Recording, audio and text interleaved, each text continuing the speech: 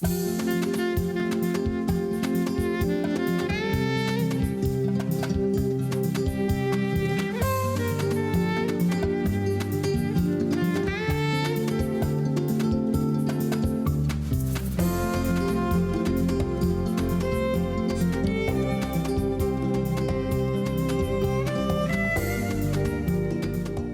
tal? ¿Cómo le va? Muy buenas noches. Bienvenido de verdad, bienvenido a nuestro estudio de Canal 11, en donde desde hace algún tiempecito nos reunimos aquí todos los viernes de 8 a 9 de la noche para conversar acerca de temas que tienen que ver con el deporte, con la ciencia y desde luego con el arte. En ese terreno se desarrolla el trabajo de quien es nuestra invitada hoy. Se trata de la doctora Rosa Beltrán. Ella, fíjese, es novelista, es cuentista, es traductora, es ensayista. Es una mujer que tiene muchas facetas, pero hoy nos vamos a acercar a una de ellas a través de un libro muy interesante. Se trata de La corte de los ilusos. El libro apareció en 1995 y se ha hecho esta edición para conmemorar los primeros 20 años de esta afortunada novela. Usted va a decirme, bueno, ¿y de qué se trata? Le cuento. El personaje es Iturbide, todos lo conocemos. Sí, don Agustín de Iturbide, el emperador, su Alteza Serenísima. Pero, ¿qué es en el fondo este libro? ¿Qué se propuso la escritora? Pues se nos adelantó. En el prólogo de la novela, ella dice lo siguiente. Esta es una historia de poder sembrada de absurdos. Número 2. Y así, me propuse cambiar el puzzle del poder sin cambiar nada. La palabra puzzle, como usted sabe, es un término inglés que quiere decir acertijo, embrollo. Te pregunto, ¿en qué sentido lo usaste, Rosa? Buenas noches. Buenas noches y muchas gracias por Encantada. La invitación. Pues no podía narrar la historia de la corte de Iturbide, los 11 meses de ese imperio, sin pensar en que había durado mucho más tiempo y duraría mucho más tiempo en el poder el recuerdo, la estela de aquel desafortunado intento por independizarnos y el que se convirtió en el platillo emperador, que es el chile en nogada, que lo que duraría el propio imperio, que fueron solamente 11 meses. Lo que hice fue contar la vida del hombre poderoso, llevármelo al ámbito de la vida privada, de la vida secreta. Y decías enfocar las figuras femeninas que siempre son las extras de una película. Yo quiero que nos vayamos despacito porque es una novela fascinante. Es una novela llena de personajes. Y desde luego entre los personajes femeninos cada quien tiene el suyo. Para mí es Nicolasa, porque Nicolasa es una princesa loca. Y la locura a veces es más cuerda que nadie, y aquí lo demuestra en el libro. Pero en fin, tú querías ver cómo está armado el poder, cómo se arma o cuáles son las trampas del poder. Y también ver cuáles son las constantes. Para mí ha sido enigmático que el libro se haya seguido leyendo a lo largo del tiempo y que los lectores y los críticos hayan pensado que estoy hablando del grupo en el poder en ese momento y me preguntan por este presidente o por aquella esposa del presidente. Y en efecto, sigue habiendo ciertos rasgos que nos acercan a este momento, al momento en el que no se nos ocurrió mejor idea para independizarnos que fundar un imperio a imagen y semejanza del imperio del que nos independizábamos. Lo que no se le perdona a Iturbide es el hecho de que haya montado una corte fastuosa sin ver que estaba gobernando a un pueblo miserable, con hambre, ceñirse la corona, mandarse a hacer un traje idéntico al de Napoleón. Perdón por la pregunta, ¿era un hombre con ideología o era un oportunista? No, era un hombre con ideología y es una figura compleja, muy difícil de tratar en la literatura, porque finalmente fue quien consumó la independencia, era un gran estratega. Pero eso no se nos dice, en los libros de texto aparece simplemente como alguien que entró el 21 de septiembre de 1821 con el ejército trigarante al centro de la ciudad, al Zócalo, como si antes no hubiera habido todo un trabajo y una idea de país que no tenía que ver con la que vinieron después a fundar los liberales, con la idea de la república. También si contextualizamos, quizá no era tan extraordinario que se pensara que el único proyecto viable era el de fundar otro imperio aquí. Pero claro, el hecho de comprar títulos nobiliarios, gastar un dinero que no teníamos. La corte que describes, corte entre comillas, es absolutamente lamentable, ridícula y cursi. Es una novela entre otras cosas, muy divertida. Y uno queda agarrada de ella. Y le voy a decir, porque yo digo que es una novela trigarante, como, como El Ejército. ¿Sabe por qué? Porque, mire, el tema es buenísimo. Está muy bien escrita y tiene una virtud muy grande, no deja cabos sueltos.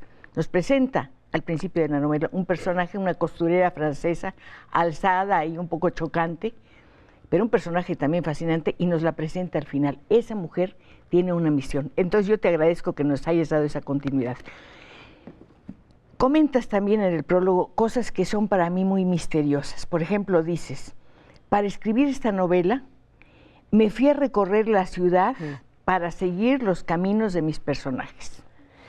Bueno, es que yo no lo sabía porque era mi primera novela, pero ahora lo sé, se escribe con el cuerpo, no se escribe solamente con la mano, con la pluma. ¿En qué sentido se escribe con el cuerpo? Tú estás viviendo aquello que escribes, bueno, es algo que te ocupa las 24 horas del día. Con lo que te pasó. Seguro, la novela es fagocitóxica, ¿no? Todo lo va recogiendo, todo lo va reuniendo. Y caminar las calles del centro, hospedarme en el Hotel Majestic, vivir esas rutas que hacían el Conde de la Cortina y que hacían todos los personajes que van a poblar este mundo, era importante para sentir que era más o menos lo que habían sentido en términos espaciales, cuando menos. Y por otro lado, la novela, yo tampoco sabía que se iba a convertir en eso, además de en el sainete que es, pues es un trabajo arqueológico, hay un trabajo de arqueología, en el sentido de que habla de las costumbres, de la forma de vida, de la forma de ver el mundo, que no es la de ahora. En eso, Rosa, yo creo que tendríamos que mencionar lo importante que fue para ti hablar con Guillermo Tomari de Teresa. Seguro. Un hombre absolutamente encantador, a quien tuvimos el gusto de entrevistar justamente en este programa, y tú decías, él me enseñó muchas cosas. Para poder hacer esta novela, para poder escribir el revés de la realidad, me sirvió todo lo que me informó Tomari de Teresa. Me hizo leer libros, revistas, entender la vida cotidiana, acercarme a ciertos personajes. Eso yo creo que fue muy enriquecedor para ti. Para mí fue un golpe de suerte el ir a entrevistarme con él, y además un acto, pues, de inconsciencia, porque yo ni siquiera sabía que me iba a recibir en su casa. Guillermo vivía en el siglo XIX y por supuesto había leído todo lo que tenía que ver con las revistas, con los papelitos sueltos, conocía todos aquellos archivos que hablan de la vida en el siglo XIX, en México, en esta época y en las distintas clases sociales. A Guillermo le entusiasmó mucho la idea cuando se la platiqué, nos conocíamos de manera profesional y me dijo, por supuesto, tienes que ir a tal y cual archivo, y al darme la llave, al darme el acceso de esos archivos me dio un mundo, porque yo no quería los datos duros, yo no quería escribir la historia oficial, ni tampoco refutarla, digamos, de la manera convencional. Yo quería entrar a lo que se llaman las historias de las mentalidades, a los manuales de baile, al catecismo del padre Ripalda. Muy importante, a todo eso. Pero además te hace ver, Tomari de Teresa, algo muy importante. Una revista femenina, en este caso una revista femenina, puede ser un medio para darte una identidad desde el hogar. Claro. Yo no había pensado en eso. Claro. Me parece una idea genial. Claro, es que siempre que pensamos en términos de poder, nos ubicamos en el trono, en el podio, al frente del ejército, en fin, en la silla presidencial. Pero el poder se ejerce en distintos ámbitos, de distintas maneras, seguro. El de la vida privada, el de la familia, es un poder del que se habla poco, y sobre todo el poder de las mujeres. Vivimos en países, en América Latina, en México en particular, que sí, es cierto, tienen un orden patriarcal, pero también tienen mujeres fortísimas que ejercen el poder de distintas maneras, que han aprendido a lo largo de los años estrategias para sobrevivir, muchas de ellas porque simplemente se quedan con los hijos en casa, no tienen esposo, tienen que ver cómo lo sacan adelante y cómo salen adelante ellas, y entonces, bueno, utilizan todas esas habilidades. Pero ¿no? hay en ese mundo femenino una especie de guerrilla, sí, una especie de delicada guerrilla que se lleva a cabo desde la alcoba, desde la cocina y desde esos puntos donde las mujeres cuchichean y comparten secretos, que se quedan en secretos, y entre más los tienen, más poderosas son. La murmuración, el chisme, el pasar información como lo hace Rafael a través de los refajos, de los vestidos, ¿no? Todo esto es una forma también de participar en una lucha. Las mujeres juegan un papel importantísimo, lo que pasa es que no se ha visto de qué manera opera ese, vamos a decir, aparato o sistema, ¿no?, de comunicaciones y qué tan fundamentales son, incluso desde la alcoba, tú mencionaste eso. Sí. Lo que hacía Iturbide con la Güera Rodríguez era no solamente verse con ella, sino también obtener información. Pero hay algo importante en el hecho de que Iturbide llega a ser emperador. El día de su coronación comete un acto absolutamente increíble, que en lugar de irse con su séquito, toma su caballo, un magnífico caballo, se monta, pero solamente para pasar frente a la casa de la Güera Rodríguez. Entonces me produjo la impresión, Rosa, de que quiso coronarse para ella, para deslumbrarla. Sí, qué bien. Quiso coronarse de una doble manera, ¿no? Porque por un lado es un guiño amoroso, era un hombre enamorado, pero por el otro lado es otra forma de ejercer el poder también. No, pero si ella era una mujer poderosa, ¿no?, muy libre, claro. Conocía a todo el mundo, y él dice, si tú haces todo eso, pero yo soy el emperador. Exacto, exacto. Estoy ejerciendo el poder también desde tu balcón, ¿no? Uh-huh. Bueno, pues yo creo que tenemos mucho de qué conversar acerca de esta novela, no se la pierda, es La corte de los ilusos. Fueron nada más ilusos, ambiciosos, corruptos, ingenuos, ignorantes. No solo fueron eso, ilusos. No solo. El título es un título irónico, muy bonito. Pero de alguna manera todos formamos parte de esa corte de ilusos, porque los que estamos alrededor de una forma de poder contra la que no nos atrevemos a rebelarnos, también somos ilusos, también queremos creerle a esa persona que está allá adelante y que nos dice, te voy a resolver todos tus problemas, y los problemas no se resuelven, ¿no?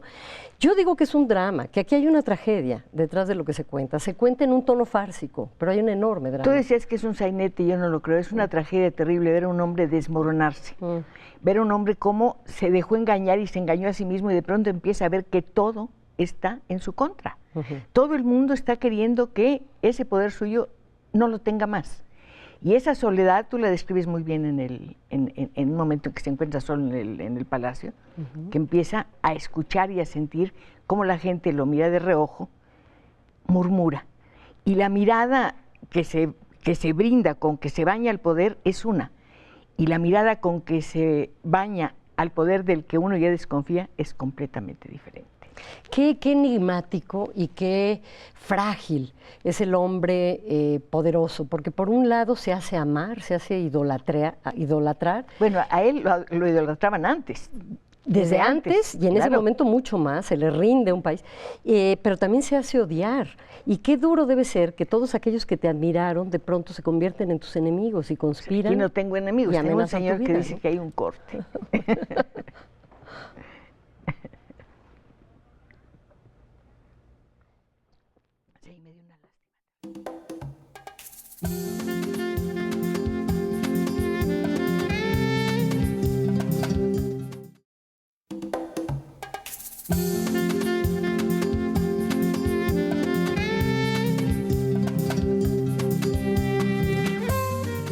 Por si usted acaba de sintonizar las frecuencias de Canal 11, quiero decirle que seguimos aquí en nuestro estudio, donde nos encontramos todos los viernes, y hoy estamos conversando con la escritora Rosa Beltrán acerca de este libro que está cumpliendo 20 años, y para celebrarlo tenemos esta edición preciosa de La corte de los ilusos.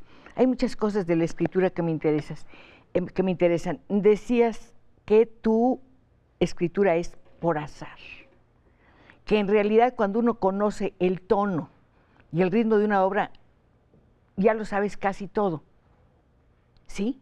¿Y el tema? No tanto por azar, sino que el azar juega un papel importantísimo. Yo no soy el tipo de escritor que hace un esquema y que entonces va respondiendo a ese esquema, porque perdería sentido la escritura de esa manera, ¿no? Imposible. Los personajes empiezan a contarse solos. Por ejemplo, el caso de Nicolasa, del que tú hablaste, no estaba pensada para que fuera un personaje que ocupara tanto espacio, pero ella sola se fue abriendo ese lugar. De alguna manera la novela empezó a hablar no solo del poderoso, del hombre poderoso, sino también del sueño romántico del amor, que es otra forma de poder, que es el que escoge ella. Ella no escoge un imperio, pero escoge... Ana María, dices tú, es su esposa. No, me refiero a Nicolasa, que queda... Es una historia absurda y maravillosa. Irreal, ¿no? Sí. La registra Rafael F. Muñoz en El dictador resplandeciente. Ella se enamora perdidamente de Santana cuando ella tiene 60 y tantos años, que son muchísimos para esa época. Le abre la puerta de la cocina, se cree todos los cortejos. Pero además hace el ajuar para casarse con él, claro, borda las sábanas y su ropa. Y de alguna manera está compitiendo con su hermano, a ver quién es más poderoso. Pero además es muy atrevida en el sentido físico de la palabra, es una mujer que se atreve a hacer lo que haría la Güera Rodríguez con un hombre en la intimidad, me imagino. Siendo la hermana del emperador, y a los 60 y tantos años, totalmente chimuela, etcétera. Pero entonces es un problema para Iturbide, ¿no? Él trata, para Agustín Cosme Damián, él trata de ver de qué manera la frena y no puede también. El hombre poderoso no lo puede todo. Por ejemplo, si su familia se alebresta y si empieza a tomar decisiones, esto le puede afectar también. Entonces esta fue una forma de azar que se coló en la novela. Y a lo que me refiero con lo otro es que cuando encuentras el inicio, yo no puedo escribir a través de borradores. La primera frase tiene que decirme exactamente en qué mundo estoy. Hay escritores que me han dicho, escribo la primera frase y sé cómo va a terminar la novela. ¿Esto es cierto? No exactamente, porque de pronto hay partes que se van por su lado, ellas mismas eligen los personajes por dónde irse o las situaciones, pero sí es verdad que si no tienes el tono no tienes nada. Puedes tener una idea portentosa, y puedes haber investigado mucho, pero si tú no tienes el tono, si tú no sabes quién va a contar la novela, desde qué punto de vista, cómo se va a decir, no puedes escribir. Y aquí no podemos avanzar si ustedes no participan en esta conversación que pensé justamente en ofrecerles para que llegaran aquí a nuestro estudio, para que le preguntaran a Rosa cómo le hace para escribir tanto, cuántas horas dedica a la escritura, qué tipo de ejercicios hace y cómo decide qué va a ser una novela y qué va a ser un cuento, porque no nada más es cuestión de tamaño, de dimensión, es cuestión de un tono, efectivamente, de una atmósfera muy propia del cuento, muy propia de la novela. El cuento es un mundo cerrado completamente. Así es. Es clausurado. Y es propiamente la situación de lo que se habla, de es lo que una se trata. situación. Es una. En cambio, la novela es personaje o suma de personajes. En la novela cabe todo, todos los tonos, todos los géneros, suma, añade, ¿no? En este caso cabe el editorial también, perdón, a lo mejor estoy equivocada, pero los títulos de los capítulos son como editoriales. Capítulo 12, aunque la aflicción sea un vicio, es no obstante causa de muchas virtudes. Estás de alguna manera diciéndonos lo que vamos a encontrar, pero estás haciendo un editorial pequeñito. Es que yo tenía que escribir una novela a la manera en la que se hablaba y se pensaba en el siglo XIX. Es decir, es una parodia en el sentido de que toma un original para partir de algo. Y todas esas son refranes, son frases de la época, son en sí mismas cápsulas que contienen la ideología de un momento, en la que a lo mejor ya no creemos ahora, ¿no? Pero, sobre todo cuando se refiere, por ejemplo, a la virtud en la mujer y a la tenía condición que estar. femenina, que es atroz. Exactamente. Es atroz. La mujer tiene que adornar el mundo, tiene que estar muy calladita y además los maridos les dicen a las mujeres, ustedes váyanse a la cocina a hacer sus cosas y no piensen en la política porque no saben nada, pero en realidad muchas veces las que hacen la política son ellas. La hacen desde la cocina y además no les hacen caso, ¿no? Porque ellas son también como las maestras morales en un sentido, educan a los hijos y educan a los maridos también, como está puesto aquí. Y como se ve en el momento de investigar, es apasionante darte cuenta de eso que no ha registrado la historia con H mayúscula y que está allí, que es otra manera de abordar nuestro pasado. Y nuestro es la vida presente. Cotidiana. Exacto. La vida cotidiana después se vuelve historia con mayúscula y tú es lo que querías encontrar. Personas, seres humanos que no tuvieran investidura y que les pasaran cosas como les pasan a todos los seres humanos.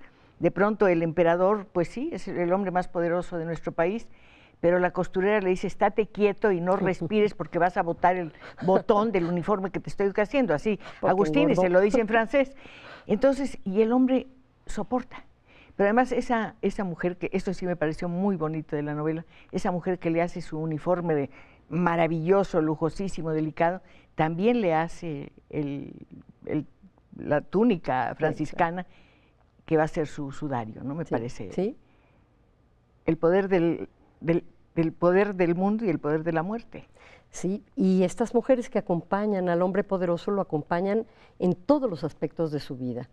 Está puesto el énfasis en ellas para ver de qué otra manera vive también el hombre poderoso. En este caso es Iturbide, pero puede convertirse en una metáfora de quien sea y en una forma de atisbar cómo se vivía el siglo XIX, que aunque repetimos muchos de los vicios que aparecen aquí, en cierta forma parece que no hemos aprendido a superarlos. Por otro lado, sí había también maneras de vida que cambiaron con la tecnología, con la entrada en el siglo XX de un mundo de telecomunicaciones. En cierta forma, hay un personaje aquí al que tú te acercas y recorres amorosamente, que es la Ciudad de México del siglo XIX. ¿Sí? Una ciudad desordenada, sin higiene, oscura, con malos caminos, pero finalmente la ciudad de los palacios. Y es una ciudad que te envuelve, y yo recuerdo con mucha pasión, ya en otro momento, desde luego, la descripción de Gamboa de la Ciudad de México es extraordinariamente brillante, ¿no? Es que los novelistas del XIX, sí, los novelistas del XIX trabajan mucho también con el espacio y con la atmósfera. Leer Los bandidos de Río Frío de Paino, pues es también meterse en un viaje a esa ciudad incipiente en todos los estratos. No es un trabajo balzaciano en cierta forma, pero lo mismo hacen todos los demás liberales escritores del XIX. Y como yo quería que esta novela fuera una parodia de todo eso, que te transportara a esa época y que te hiciera cuestionarte los modos en los que escribimos la historia, no que fuera propiamente una novela histórica, sino que cuestionara esa otra manera. Tú decías, perdón, sí, no, utilicé esos recursos a los que tú te refieres. No, pensé en algo que comentabas que me parece muy importante. Dice, la historia siempre se escribe desde el punto del triunfo o de la derrota, pero ¿por qué no escribirla desde la perspectiva del sueño, de lo imposible, de la imaginación? Claro, y de las contradicciones. Yo me encontraba con versiones que hablaban de Iturbide, por supuesto, como el héroe, como el libertador, pero también pues de otros que lo denostaban. Y dije, ¿cómo puedo conciliar las dos visiones? Porque no tengo ninguna prueba de que esta sea la verdad o sea esta otra. ¿Cómo lo hice? Pues poniendo a las dos a conversar y pero produciendo no pasa este siempre absurdo. Con el poder eso.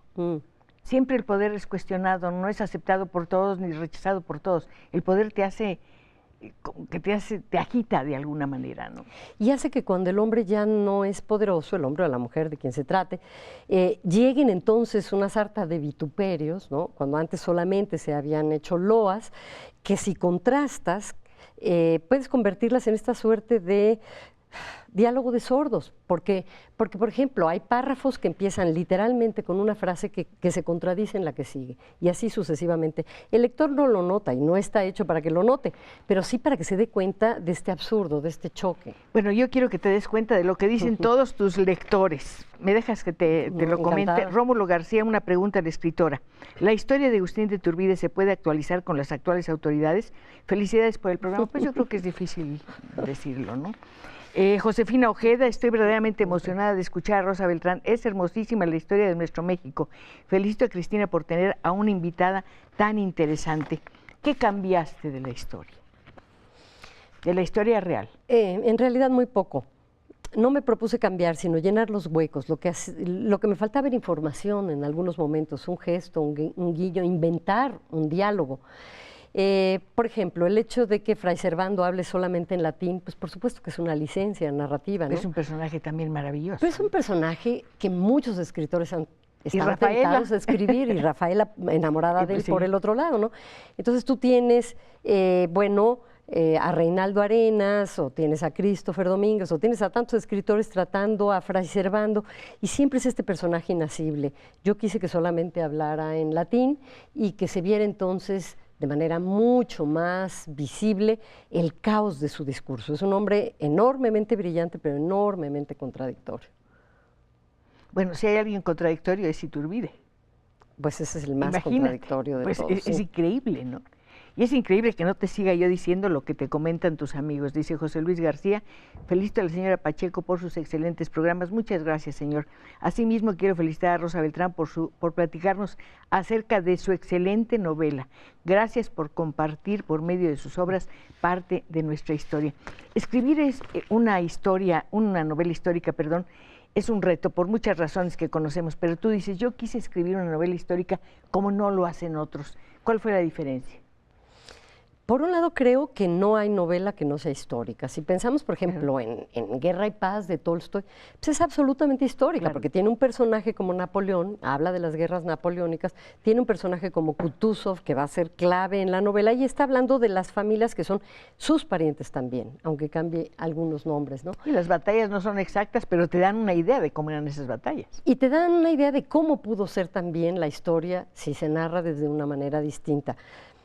Yo sé que existe la ficción pura y sé que es un proyecto desde las vanguardias, muy socorrido también por algunos autores y algunas autoras, pero a mí me interesaba no contar a la manera convencional lo que había ocurrido en 1821, sino tratar de entender cuáles son los mecanismos absurdos del poder tan desquiciado en nuestro país, tratar de entender cómo era México, un país de miseria, de contrastes, porque por un lado está este Palacio de Iturbide que se puede visitar, ahora es Banamex, en la calle de Madero, antes Plateros, ¿no?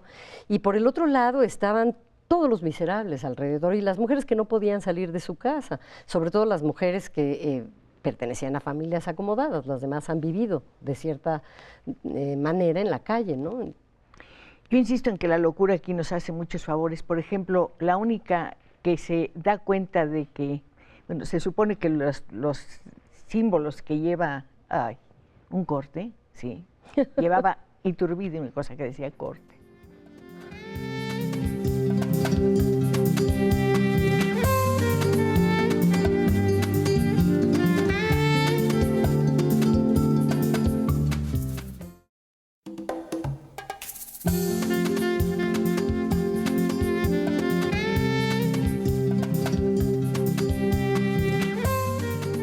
Desde luego tenemos ya muchas llamadas, las vamos a pasar dentro de un momento, pero yo no quiero que usted se olvide que este libro ya está en las librerías. Yo creo que es un regalo maravilloso para una persona a la que uno quiera mucho, o para usted mismo, y se pone a leer y encuentra, le digo, un siglo XIX, una ciudad que se ha ido en muchos sentidos, pero que está ahí guardadita en el centro histórico, maravillosa.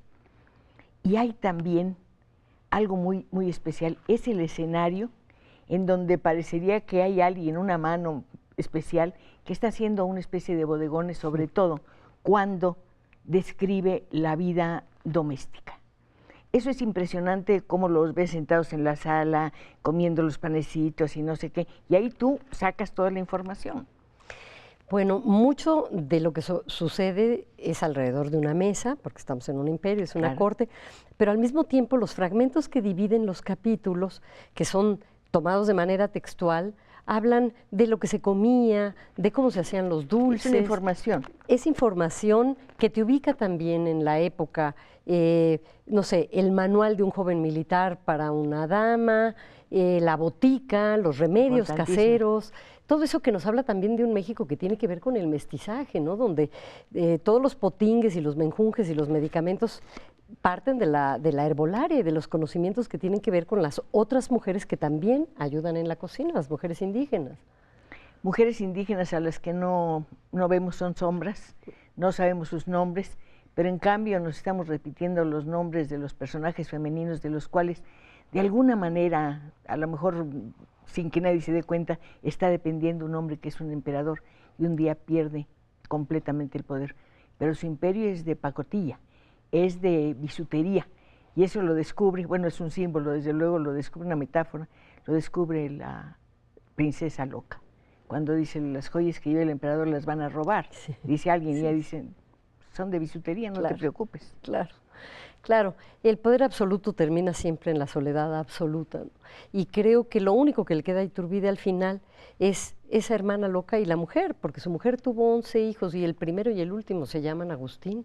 Si eso no es un homenaje a un hombre que ama, a un hombre que estuvo siempre fuera, al que ella se quedó esperando, que ella por supuesto sabe, como saben las mujeres, que tiene que veres y que tiene asuntos del corazón con otras, pero que lo espera, sin embargo, que lo ama, ¿no? Lo ama y además le guarda los secretos porque lo sigue viendo como un hombre maravilloso y efectivamente debe haber sido de joven un hombre muy interesante. Y como un hombre frágil, se convierte casi en un amor en materno. Su mamá, por supuesto, sí, claro, por supuesto, y él es el débil frente a ella, ¿no? Yo quiero seguir pasando llamadas para ti. Víctor Manuel Ocampo, felicito a la señora Pacheco, gracias por el programa, felicito a su invitada. Nos contagian alegría semana tras semana. Pues mire, yo aprendo mucho y soy feliz cuando llegan invitados como Rosa. Marco Antonio Ponce, ¿podría decir, Rosa Beltrán, cómo podía uno interpretar los hechos históricos? ¿Involucran la palabra novela? ¿Es novela o es historia? Rosa, yo no sé lo que tú pienses. Al principio me acerqué a esta novela y había oído decir que la novela histórica finalmente no me interesó. Para mí es una novela. Claro. Lo que importa es que la historia se sostenga por sí misma, ¿no? Nosotros conocemos los nombres de los personajes, pero a lo mejor quienes la leyeron en el extranjero no ubican exactamente quiénes son ni qué fue lo que pasó. Bueno, salvo por el hecho de que fue el primer imperio mexicano a través del cual nos independizamos. Pero yo creo que lo que cuenta en una novela es que haya personajes que tú sientas que son de carne y hueso, que parezca que tú los conoces, que tú los has oído y que tengan sentimientos, emociones, pasiones que se parezcan a los tuyos, que sean los tuyos. Creo que hay una dificultad grande cuando alguien escribe una novela histórica. Ya conoces el final de la historia, ya conoces lo que pasó. Claro. Te acercaste a empezar esta historia en tu escritorio, pero ya sabías lo que le había pasado a Iturbide. Entonces, ¿cómo hacer una novela histórica sin revelar que lo sabes? ¿Cómo reinventar la historia con mayúscula? Pasa que cuando estás tan absorbido en una historia como esta, con los personajes vivos, que ya son más conocidos para ti casi que tus parientes, pides que no termine la novela como tú sabes que tiene que terminar. A mí me ocurre cuando, toda proporción guardada, por supuesto, cuando yo leo Madame Bovary, que es una de mis novelas favoritas de Flaubert. Por supuesto, la novela. Es la novela que tiene todos los recursos, todos los registros. En el momento en que Emma va a tomar los polvos, siempre digo, no lo hagas. No, y tengo una ligera esperanza de que en ese momento no lo haga, ¿no? Sí, sabía que Iturbide iba a terminar asesinado, que regresa, porque todo criminal regresa a la escena del crimen, pero por otro lado sabía que la podía terminar de una manera distinta y en cierta forma, al poner los reflectores en Nicolasa, en la familia, termina también de una manera distinta, ¿no crees? Termina de una manera distinta e insisto, cierras con el personaje de la costurera francesa un círculo donde todo el mundo queda en cierta forma atrapado. Uno queda atrapado con las intrigas, uno queda atrapado, insisto, con las escenas domésticas que son muy bonitas y desde luego va siguiendo el poder y vas viendo las marcas de sangre que va dejando el poder. Las huellas de sangre, eso es terrible. Y vas viendo que los sobrevivientes son quienes estuvieron sirviendo al poderoso, ¿no? Aquellos que lo padecieron, aquellos que no tuvieron la vida de ostentación, como esa costurera que es la que termina siendo el sudario. Además, qué papel tan terrible, ¿no? El principio y el fin de una historia. Ella sabe la historia completa. Yo quiero decirte todo lo que agregan nuestros amigos. Mira, Julieta Ábrego, felicito a la señora Pacheco por su programa, está muy interesante. Felicidades por su programa y soy fiel admiradora de Rosa Beltrán por su excelente trabajo. Carlos Sánchez, felicito a la señora Pacheco por su programa. Me gustaría que comentara algo acerca de la Malinche. Rosa, ¿tienes algo que decir? Es que no sé tanto sobre la Malinche, tanto más que lo que sabemos todos, ¿no? Pues la Malinche es la lengua, siempre va a representar la lengua para nosotros. ¿Qué lengua? La lengua en un sentido más general, no solamente la lengua que ella habla. La lengua en el sentido de que es la única que puede hablar las dos lenguas, ¿no? El náhuatl y el español. Es la comunicación. Es la comunicación, es la traductora, es la transmisora. El traductor tiene también en su poder el significado, la interpretación del significado. La historia en algunos periodos la ha visto como la traidora, ¿no? Pero yo creo que cuando uno ve la historia tiene también que contextualizar, que ponerse en el momento de los hechos y que saber que lo que hace Malitzin, Marina, si no lo hubiera hecho ella, lo hubiera hecho alguien más, y que también a fin de cuentas nos hereda esa lengua con la que nosotros ahora podemos comunicarnos, el elemento extraordinario que nos convierte en humanos. Comentaste en alguna entrevista, mi único contacto con el mundo es la palabra. Es que no hay nada de lo que nada más hacemos, pensamos, soñamos, que no tenga intermediación de la palabra, ¿no? Hasta nuestros deseos vienen dados también por algo que vino a través de una narrativa y que alguien puso ahí. Nadie desea las cosas en blanco, partiendo desde cero. Somos hijos de las palabras. Somos hijos de las palabras que alguien puso allí. Desde aquella primera palabra que puso nuestra madre, o aquello que verbalizamos a lo mejor y que fue una emoción, hasta las palabras que nos dijeron y que nos contaron en el día. ¿Cómo oyes lo que vas a escribir? ¿Cómo lo vas oyendo? Pues esa es una pregunta muy buena, muy interesante, porque desde luego uno oye lo que está escribiendo, por supuesto, oye las voces de los personajes y oye sobre todo una voz que es la que impera sobre las demás, que es la voz del narrador. Y uno sabe en algún momento dado que esa voz no es la propia, que hay cosas en todas las novelas que escribimos y en todos los cuentos que tienen parte nuestra, son nuestras experiencias, nuestros recuerdos, lo que hemos leído, pero no somos nosotros. Hay algo que nos habla, hay algo que nos escribe. Esta es una parte muy misteriosa de la escritura. Además, cómo se van combinando las cosas y se van tendiendo puentes entre una situación y otra. A veces es tan lógico que parecería que el cuento o la novela ya estaban escritos. Sí, otras veces no sabemos que nosotros sabíamos eso que estamos escribiendo. No quiero llamarle solamente inconsciente, porque yo creo que es un conocimiento que va más allá del inconsciente y que tiene que ver a veces también con sensaciones o con algo que nos acaba de ocurrir en un momento y que no sabíamos que interpretaríamos de la manera en la que aparece en el libro. Cuando se manejan tantísimos personajes, yo quise hacer la lista y la verdad llegó un momento en que dije no puedo más. ¿Haces una guía, un índice? ¿Cómo los organizas para no olvidarlos? Ni siquiera son tantos, ¿no? Cuando uno ve a Faulkner, cuando uno lee a Faulkner o cuando uno lee 100 años de soledad, la novela maestra, son muchísimos, claro. Ahí sí, y además todos se llaman igual, ese juego maravilloso que inventa García Márquez es buenísimo. Bueno, en este caso no tuve que hacer una guía porque los personajes tenían también características que los volvían únicos. Yo jugué con las palabras, es algo que no puedo dejar de hacer, ¿no? Las palabras siempre evocan otras realidades. Entonces el solo hecho de pensar en Negrete, de pensar en los apellidos, me evocaba ya realidades vivas que les daban una configuración a los personajes. No sé si te pasó a ti que cuando eras niña las palabras significaban también otra cosa. La primera vez que oíste una mujer de cascos ligeros, pues no sabías si eran cascos de refrescos, ¿o a qué se refería? No, cascos de caballo. ¿No? Sí, claro. No, pero es que además lo que vas descubriendo, vas a pensar que la palabra silla es la silla. No puede haber otra manera de imaginarte una silla que la palabra silla. O el mar. Sí. El mar, que es lo más inabarcable y maravilloso. Dime tú de qué otra manera lo puedes describir. Claro, cuando el lo mar nombras, está dentro de 3 letras. Eso es, cuando lo nombras ya le diste esa realidad. Y además cuando lo repites a través de todas las veces que se ha nombrado la palabra mar, se llena de toda esa inmensidad de la que estás hablando, ¿no? Pues nuestra herramienta maravillosa, nuestra herencia, nuestra historia, nuestra memoria, todo lo que somos, absolutamente todos, todo lo que somos y seremos son las palabras. Sí. Deberíamos tratarlas de verdad con un enorme cariño.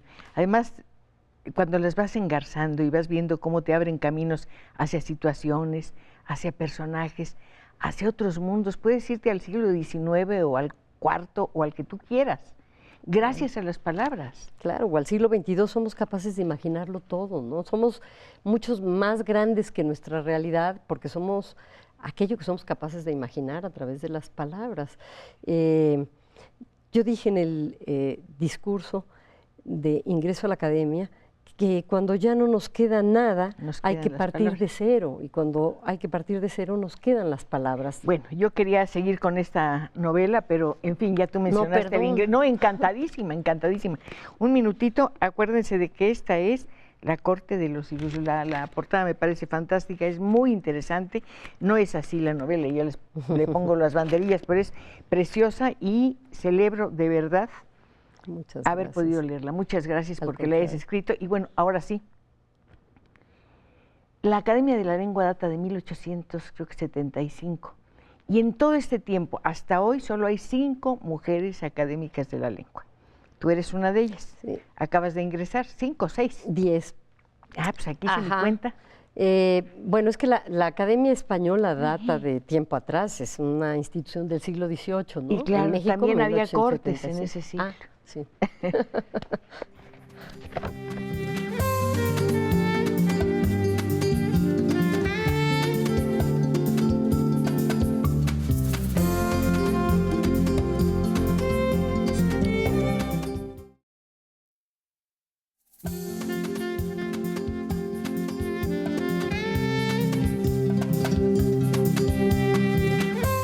En el corte estábamos hablando de la Academia de la Lengua y en efecto, Rosa me hizo favor de decirme que hay más de 5 escritoras, bueno, son 10, digamos, muchos caballeros, entre ellos uno que hoy está cumpliendo 90 años.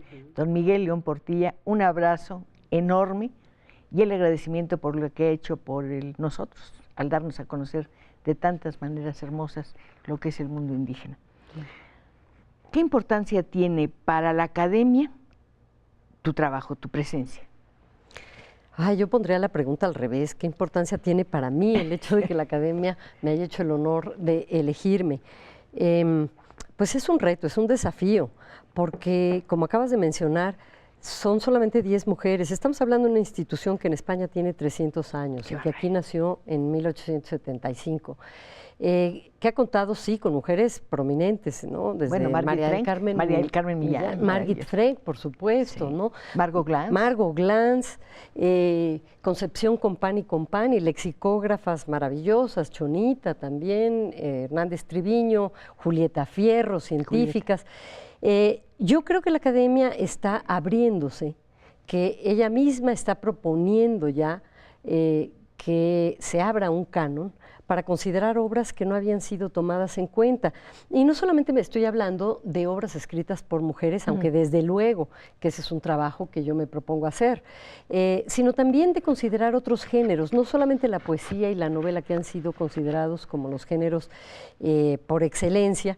Y se ha estudiado mucho y se han hecho ediciones anotadas y maravillosas, y yo le recomiendo a tu público que busque las ediciones anotadas de la academia. Por ejemplo, la del Quijote es una maravilla, porque entonces tú tienes en las notas a pie de página no solamente el significado de algunas palabras que ignoras, sino lo que significaban esas expresiones en el momento, ¿no? Y tú te imaginas que significan una cosa y es algo completamente distinto. Entonces, la novela te crece, se convierte en algo magnífico, porque te das cuenta que esa herencia del lenguaje que tiene tantos siglos la puedes traer al presente. Entonces, bueno, para mí es un enorme honor que me hayan propuesto, que me hayan admitido, estar entre 36 eminentísimas personas escuchando sus discursos. Tú mencionaste precisamente a León Portilla. Están encantados seguramente el día de tu ingreso, que fue en enero, escuchando tu texto sobre uno de los libros más fascinantes y terribles que recuerdo haber leído, que es justamente este libro. Y me gustaría que por favor lo enfocaran. Se trata de la novela Cartucho, de Nelly Campobello. Quizá, estoy exagerando, pero quizá es uno de los más crueles, precisos y hermosos cuadros de la Revolución. Es descarnado, son 56 capítulos que alguien dice son 56 balazos. Así es, sí, es poderosísima porque son pequeñas estampas. Cada una de ellas habla de un personaje distinto. Y son independientes, además. Son independientes, pero se pueden leer también como un conjunto y entonces el resultado es espeluznante porque te habla de un país que está poblado por fantasmas. Es como un antecedente de Pedro Páramo, en cierta forma, ¿no? La novela de Nelly Campobello es tan actual que parece estar ocurriendo ahora. La forma en la que se habla de la violencia ahí es una manera muy distinta que la que van a tratar los demás autores de la Revolución. Una cosa muy importante, es una novela contada por una niña. Eso es muy importante. Sin juicios morales de ninguna especie, con una desnudez absoluta, llama a las cosas exactamente por su nombre, sin tremendismos. Dice, había muchos hombres quemados en la calle. Quemados, punto. Hay un muerto en mi ventana, se lo llevaron y ya lo extraño. Exacto. Exacto, extraño a mi muertito. La aproximación que tiene la niña hacia la muerte, los niños en general, no pasa por el tamiz. Es diferente. Por el que pasa el de los adultos. Entonces, el hecho de haber escrito Nelly, siendo adulta, una historia narrada de esta forma, desde los ojos de una niña en los años 30, habla de una escritora que se adelanta a su tiempo en muchísimos años, ¿no? Pero fíjate que uno no sabe quién es la narradora. Por ahí, por la página, creo que 134 de esta edición de bolsillo que acaba de sacar era de Cartucho, un personaje, un revolucionario, un villista, le dice: Nelly, te voy a contar cómo me hice panadero. Es la primera vez que alguien menciona su nombre. Es preciosa historia, la del panadero. Es preciosa y es que todas lo son. Todas. Nos sentimos raras de decir preciosas porque a la vez son terribles. Son bellísimas. Hablan, como dices, del filo entre la vida y la muerte de una manera en la que Con es muy difícil naturalidad. encontrarlo. Parece que fue escrita ayer, parece que está hablando de los colgados de los puentes, no solamente los colgados de la Revolución. Parece que está hablando de la violencia cotidiana de nuestra época como si fuera lo único que ocurre. Y además pasa una cosa, no hay personaje central, no hay protagonistas. Hay uno que se llama Kili, que sale unas 3 o 4 veces cuando mucho. Los demás aparecen y se van. Es como esas vistas de antes, ¿no? Que te ponían las imágenes, las quitaban. Esa es la sensación que me da. Pero de verdad es un texto muy hermoso, conmovedor, y te agradezco mucho que hayas hecho tu discurso acerca de Nelly Campoy, una mujer misteriosísima y muy bella, y con un fin muy trágico, por cierto, que todos conocemos, pero nos acercaste a una escritora muy menospreciada, no veo por qué, porque era mujer. Y fíjate que, sin embargo, todos los escritores importantes de la época reconocieron su trabajo. Bueno, Martín Luis, para empezar. Para empezar, Martín Luis Guzmán. Y además, Calles leyó la obra, ¿no? Los revolucionarios mismos, que necesitaban el poder, la elogiaban, la tenían junto a su buró, como ella dice. ¿Qué misterio es ese que hace que una persona que es tan reconocida, una escritora, de pronto pierda el interés de los lectores y repetidamente, porque esto sí hay que decirlo, haga que los escritores y las escritoras se ocupen de pronto de ella, pero de manera intermitente a lo largo de la historia y que nunca alcance a tener la importancia que merece? Pues yo no sé, digo, Martín Luis Guzmán es un extraordinario escritor, Rafael F. Muñoz, pero este libro es único. Es único. Simplemente es único, y hay una historia, una escena muy bonita. Unos hombres los van a fusilar y alguien les manda un libro para que esperen, para que se entretengan mientras llegue el momento que no saben cuándo va a ser. Les mandan Los Tres Mosqueteros. Así es. No sé si fue real o no, no sé hasta qué punto ella cuenta. Además, creo que ella nació en 1900 y empieza a escribir esta historia en 1930. Así es, a los 30 años, y se propone hacer justicia en un momento en el que Villa era visto como un bandolero, como un bandido. Se ve que le fascina. Lo idolatra, sí, por supuesto, y además le pasó apuntes que le había dado la esposa de Villa, Austreberta, a Martín Luis Guzmán para que él escribiera las memorias de Pancho Villa. Entonces, es una mujer que tiene un sentido de la historia, de la literatura, de la estética, incluso pues digamos, de cómo va a interpretar el poder, lo que ocurrió en ese momento, que la convierte en alguien pues que es pionero, ¿no?, en su momento. Por otro lado, hablamos de novela, pero esto también puede ser leído como crónica, como un conjunto de crónicas. Y tenemos extraordinarios cronistas en el 19 y tenemos extraordinarios cronistas en esta época. Así que me parece que el estilo también es algo en lo que no se ha reparado y que era muy importante en la academia decir de pronto, las historias no solo pueden ser contadas de manera cronológica, ¿no? No, claro que no. Yo diría que a veces hay aquí, en Cartucho, hay textos que son casi poemas en prosa. También, sí. Y se permite decir, por ejemplo, ella comenta, vi tal cosa con los ojos nublados por la infancia. O sea, te está diciendo, es una niña la que está viendo a los fusilados y a los colgados. Bueno, entiéndanme también, ¿no? Cuidado, es un adulto el que está escribiendo, sí, pero está escribiendo de una niña y a la vez son los ojos de la niña. Pero no se disfraza de niña. No. No es una bobita, es una niña que ve por la ventana y que sale a la calle y que ve hombres fusilados. Y que ve la pobreza que significa para mucha gente la revolución y la desesperanza y el dolor. Y que vea estos otros personajes de los que no se había escrito, porque son los que llegan a que su madre les cosa un botón, les regale una tortilla. Como Cartucho. Comparta un momento con ellos, ¿no? De tú a tú. Está hablando no desde una posición de poder, sino desde alguien que vio la revolución siendo la madre casi pues una igual con los soldados, como una forma de soldadera. Tenemos muchas cosas de qué hablar, pero se nos está acabando el tiempo. ¿Cuál es tu proyecto inmediato en la Academia de la Lengua? Bueno, como dije, desde luego contribuir en alguna de las comisiones, probablemente en la que tiene que ver con las ediciones anotadas, abrir ese canon, traer los otros géneros que no han sido tomados en cuenta. ¿Ensayo, por ejemplo? Ensayo, por ejemplo, también, junto con la crónica, junto con el testimonio, junto con el periodismo, que es una forma de literatura, lo vimos ahora al darle el Nobel a Estaba Svetlana. pensando en ella justamente. Sí. Eso por una parte, ¿no? Pero por otra parte también aprender de mis compañeros, siento raro de decir mis compañeros cuando estás hablando de alguien como Miguel León Portilla. O como don Carlos Prieto, que es una maravilla. Y que escribe de música, además de que es músico. O de Celorio, que ¿no? contestó tu discurso. Por supuesto, de una manera magistral. Aprender de todos ellos y aportar en lo que pueda también al estudio de la lengua, a las transformaciones, porque la lengua es un ente vivo, mutante. Entonces, finalmente el lenguaje lo deciden los hablantes. Lo que hace la academia es registrar esos cambios. Me decía alguna vez, hay un lenguaje femenino y otro masculino. ¿Tú lo crees? No así, no a través de el hecho de que hubiera un posible diccionario escrito por un hombre y por una mujer. No, yo el creo uso en de las palabras. Exacto. El uso de las creo palabras. en el punto de vista, creo en la mirada, en el sesgo oblicuo, ¿no? Que te hace ver las cosas pues, desde tu identidad y desde tu experiencia.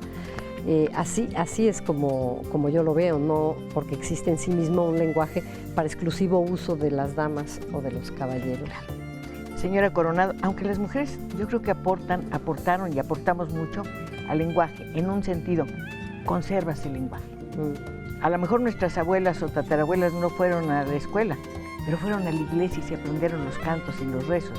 Y algunos de esos rezos son oraciones donde está el lenguaje espléndidamente expuesto.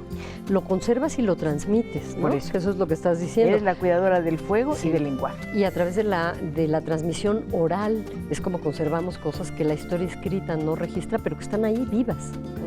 Pues yo creo que de verdad nos podríamos pasar horas y horas escuchándote.